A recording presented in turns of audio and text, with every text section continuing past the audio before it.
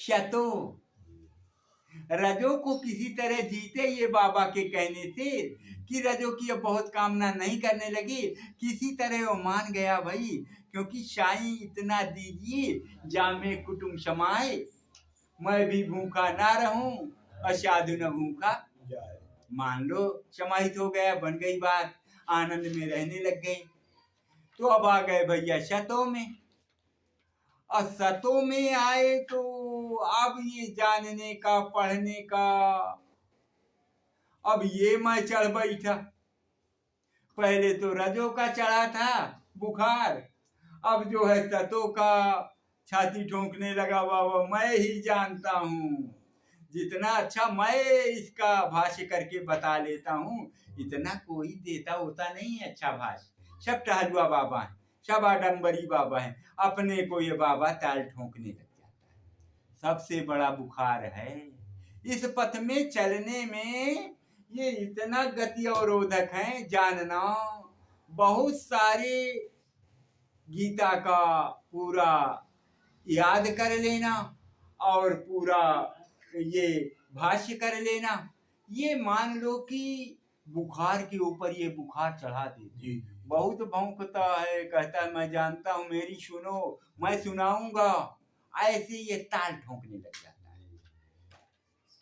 कभी कभी इतना धुलाई किया करते हैं आश्रम में धर्मेंद्र साहब कि पूछो मत, संतों को हैं, सब जो है बाल का खाल निकालते रहते, इतना ऐसा समझाते हैं और अपना रहने में नहीं रहते।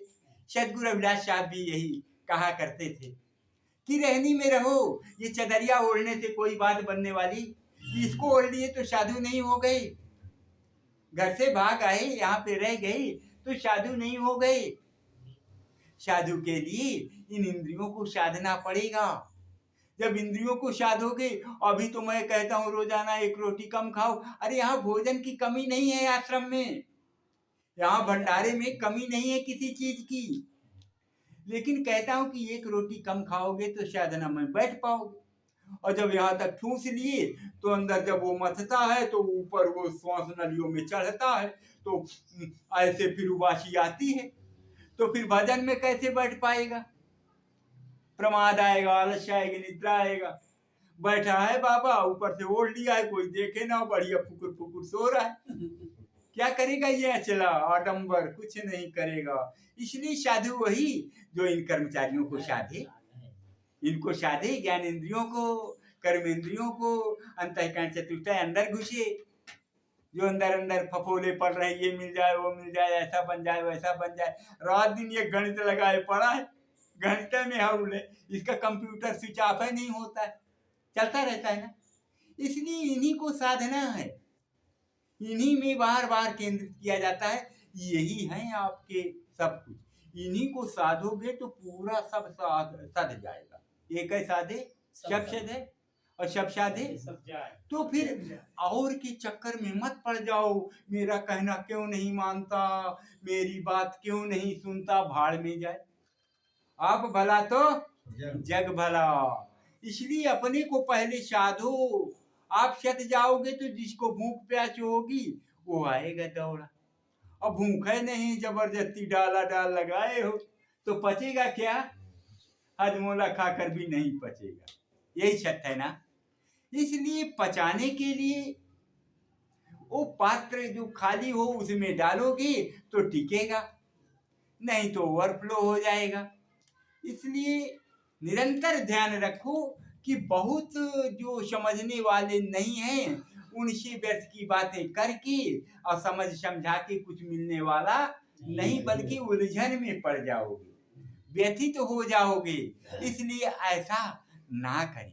आप सब संतों से हमारा अनुरोध है कि बाहर बस में चलते हुए, ट्रेन में चलते हुए और जहाँ बड़ा समुदाय है, ऐसी बातें करने की कोशिश ना करें तो बढ़िया बनेगा। सतो वाला भी बड़ा बीमारी है, मैं अच्छा हूँ, मैं ही जानता हूँ, तो फिर बाबा महंती बाबा ये सब बाबा आप बना करके सकल भेजे, सब लोग बाबा को जाने। अगर ये ज्यादा लग गया रोग तो फिर किसी काम का नहीं बचेगा, ख्याति की, प्रसिद्धि की उसे चाह हो गई, इसी के लिए व्यथित हो गया, तो अब इसी में लग गया।